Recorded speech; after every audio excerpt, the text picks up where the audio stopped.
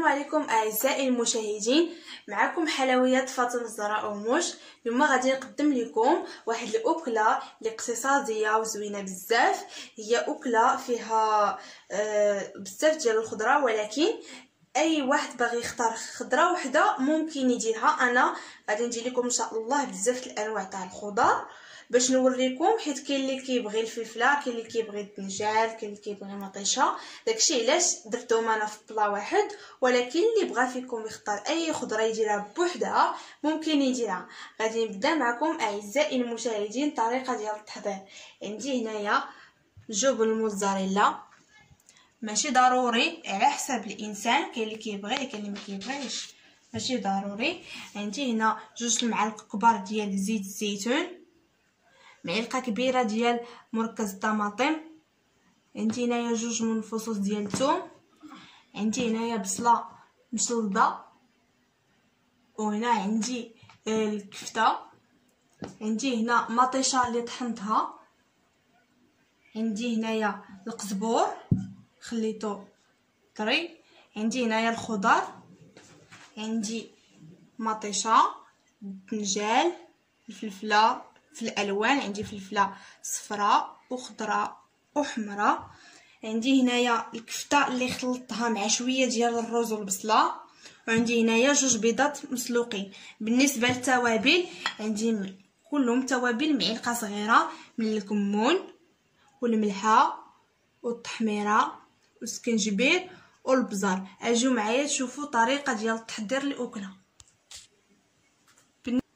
بالنسبه لطريقه تحضير لاصوص طوماط، غادي نحتاجو مطيشه اللي طحنتها، وغادي نحتاجو بصله مشلضه والتوابل ومركز الطماطم وزيت الزيتون والثومه وشويه ديال القزبر. اجيو معايا تشوفوا طريقه تحضير لاصوص طوماط. بالنسبه لاعزائي المشاهدين، لاصوص طوماط اللي غادي نصايبو، غادي نخويو شويه ديال الزيت، 2 معالق من زيت الزيتون، غادي نديرو البصله اللي قطعتها وشلطتها مزيان في الزيت،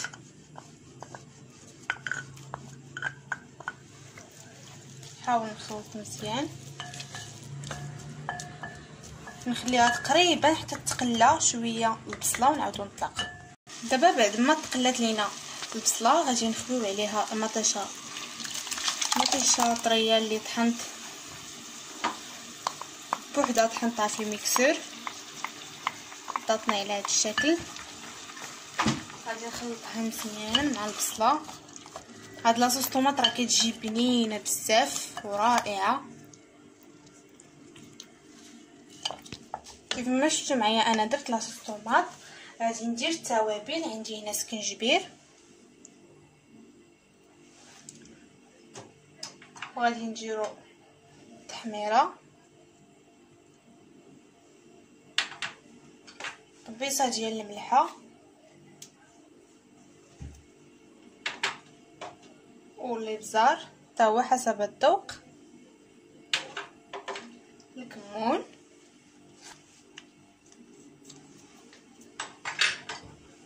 عندي هنايا الثومه ومركز الطماطم. نحاول نخلط مزيان جميع التوابل في الخليط. دابا غادي نقطع شويه من القزبور اللي طري، كيعطي واحد النكهه رائعه وجميله بزاف. بالنسبه لكم نتوما اللي عندكم القزبور حاطينه في الفريكو او في الثلاجه، زعما ماشي يلا خديتوه، ممكن تستعملوه. دابا كيف ما شفتوا معايا انا كنحاول نخلط على هذه الطريقه. غادي نحاول نزيدو تقريبا 1 كاس ديال الماء يكون دافي على هذه الطريقه. كيف ما شفتوا معايا انا درت الماء دافي تقريبا 1 الكاس، وغادي نسدو عليها ونخليوها حتى طيب على خاطرها. دابا اعزائي المشاهدين، بعد ما خليت المطيشه كطيب لاصوص طوماط، غادي نوريكم كي غنقطعوا ان شاء الله الخضره. عندي هنا الفلفله، غنحاول نحيد ليها هاد اللقطه ديالها. غادي نقطعوها على هاد الطريقه. ضروري تكونوا غاسلين الخضره. نحيدو لها هاد الرويز هذا ونخويوها من الوسط على هاد الطريقه.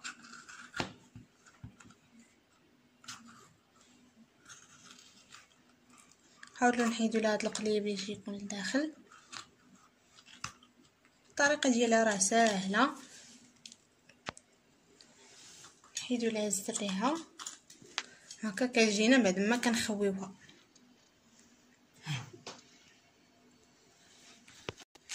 غادي نوريكم كي غادي نقطعوا الفلفله. غنقسموها بالنص باش تعطينا جوج ديال الطروف. غادي نحيدوا ليها الراس. نحاولوا نخويوها من الراس اللي تيكون لداخل. حاولوا نحيدوا ليها كاع دوك الزرع اللي كتكون هكا كتجينا بعد ما كنخويوها. كذلك نفس الطريقه غادي نديروها النص الاخر. غنحيدوا ليه هاد الرويس اللي جايين في التحت صافي وهكا كتجينا.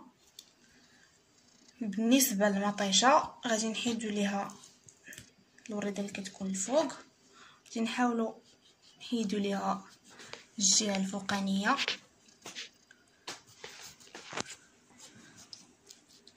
بهذه الطريقه. وغادي نحاولوا نخويوها من الداخل على هذه الطريقه. نحيدوا لها هذا القليل اللي كيكون الوسط.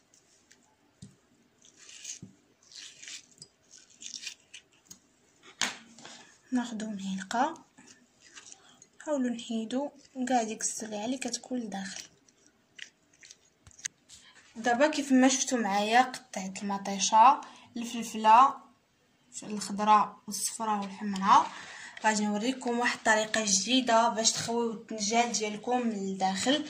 غادي تحاولوا تحيدوا ليه الرويس، او قبل ما تحيدوا ليه الراس غنوريكم. غادي تاخذوا المدلاك وغادي تحاولوا تدلكوه على هذه الطريقه. هانتوما في جميع الجوانب حاولوا تدلكوه كيف ما شفتوا. هانتوما دغيا كيخرج لكم، هو واخا كيجي قاصح دغيا داك الداخل ديالو دغيا كيحيد. هانتوما على هذه الطريقه نقلبوا الجنب.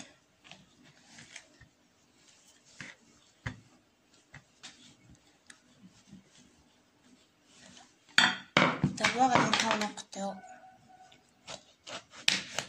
الراس وغادي نبقاو ندلكو مزيان على هذه الطريقه.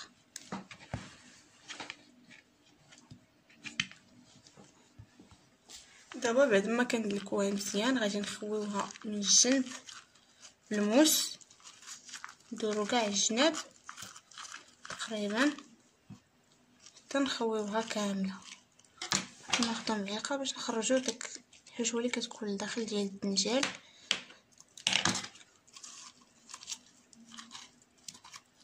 على هذه الطريقه كتجي ساهله انكم تخرجوا الحشوه ديال الدنجال اللي كتكون لداخل. دابا هانتوما كيف ما شفتوا معايا انا خويته من الداخل هكذا كيجي. كيف ما شفتوا معايا ها هي تخوات ليا من الداخل على هذه الطريقه. ضروري ديروا شي زليفه تكون فيها الماء وتخشوها فيها باش ما تكحلش لكم الدنجال، ما يكحلش لكم. ضروري ما بين تعمروا الفلفله والمطيشه. غادي تشوفوا معايا ان شاء الله طريقه الحشو ديال الفلفله والمطيشه. دابا اعزائي المشاهدين غادي نوريكم كي غادي نعمروا الفلفله والمطيشه والدنجال والبيض. دابا غادي نستخدموا هاد الكفته اللي فيها شويه ديال الرز اللي مسلوق ومع شويه ديال البصله. غادي نعمروا به الفلفله على هاد الطريقه.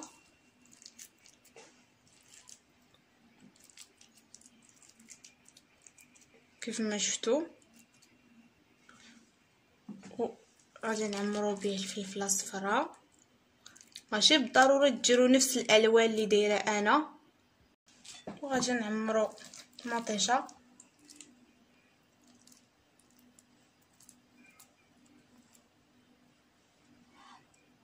كيف ما شفتوا معايا. انا عمرت الفلفله ومطيشه. الا نتوما باغيين ديروا غير الفلفله ديروها او مطيشه. انا درت لكم كيف ما قلت لكم في الاول الخضره متنوعه باش اللي عجبته اي نوع د الخضره يقدر يستعملها. انا غادي ناخذ الدنجال وغادي نخشي فيه الحشوه بهذه الطريقه كيف ما كتشوفوا. غادي نوريكم دابا كي غادي نعمروا البيض. دابا انا عندي هنا البيض.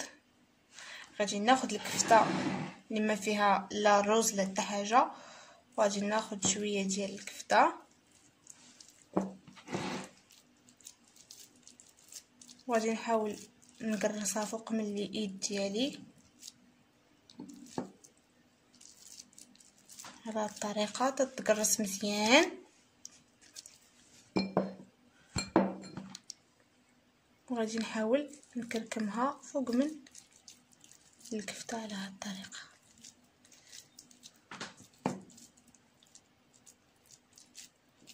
باش تغطى ليا البيضه ما باقيش تبان باش تبان ليا غير الكفته. نحاول ندورها هكا نحاول نشكل على شكل بيضه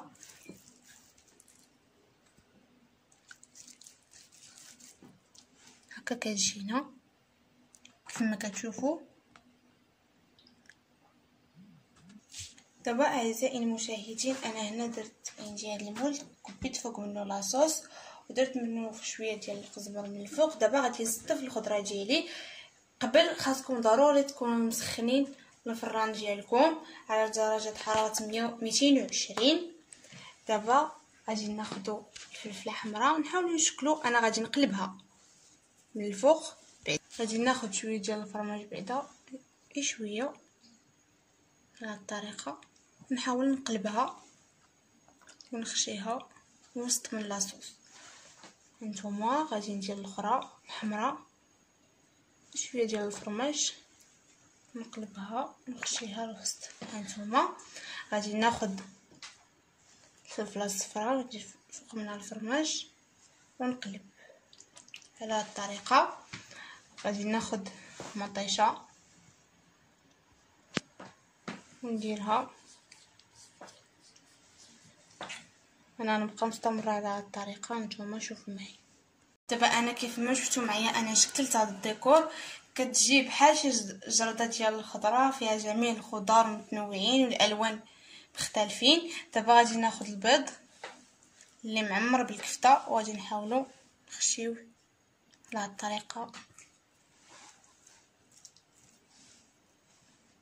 كيف ما كتشوف. دابا غادي تدخلوا للفران حتى يطيب مزيان. عاد ديروا فرماج من الفوق دخلوه غير تيتهض الفرماج وخرجوا. اعزائي المشاهدين هكا كتجي الخضره كاطان كيجي شكل ديالها رائع والمذاق ديالها بنين كيف ما شفتوا معايا. جات تبارك الله كيجي جرده ديال الخضره. غادي نقطع لكم وحده من الحاجه باش تشوفوا كي كتجي من الداخل. غادي نبدا معكم بالمطيشه كما شفتوا.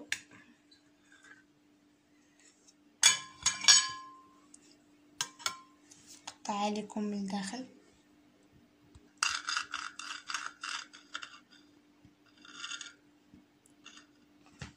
هكذا كتجينا. نحاول نشوفوها كي كتجي من الداخل كيجي الشكل ديالها رائع زوينه.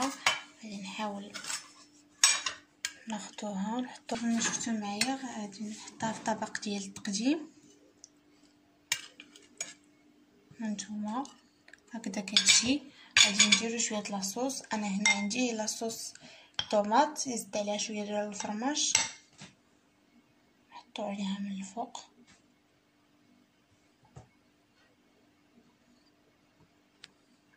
كيف ما شفتوا.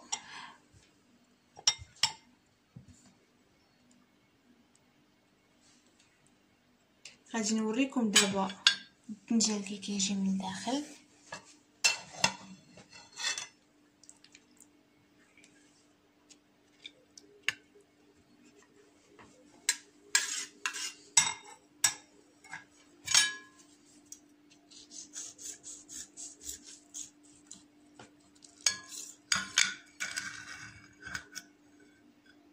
هانتوما هكا كيجي الشكل ديالو، كيجي الشكل ديالو رائع. غادي نحاول نحطوه في الطبق التقديم. نديرو لاصوص فوق منه الفرماج على هاد الطريقه. انا حاولت انا نوريكم كل حاجه بوحدها. غادي نوريكم دابا الكفته ديال المطيشه اللي فيها مطيشه والبيض من الداخل. كيشتو كتجي معلكه.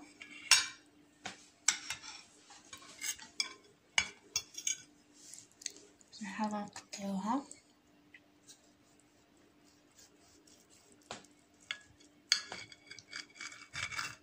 هكذا كتجي. هنا عندنا الكفته والطبقه الاخرى بيضه ديال البيض، البيض، وهنا الصفار، وهنا الفرماج كيف ما شفتوا. غادي نحطوها في طبق التقديم. كيف ما قلت لكم في الاول انا كنحاول نقطع لكم كل حاجه وتشوفوا كي جات من الداخل. نديرو فوق منها لاصوص. هاد الخضر كلهم اللي درت لكم، اي خضره ستيو منها حاجه وحده وصايبوها نتوما والاختيار ديالكم. حيت كاين اللي كيبغي الدنجال، كاين اللي كيبغي الفلفله. دابا نوريكم الفلفله الصفراء كي كتجي من الداخل.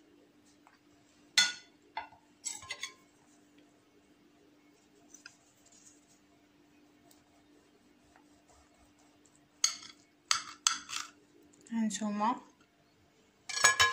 كدا كتجي.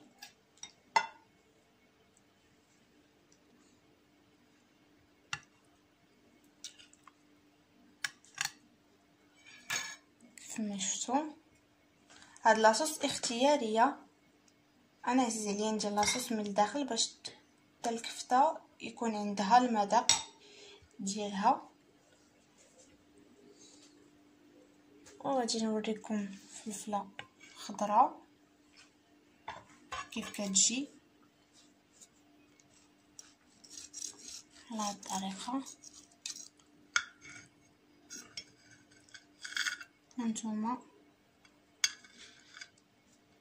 هكدا كتجي من الداخل.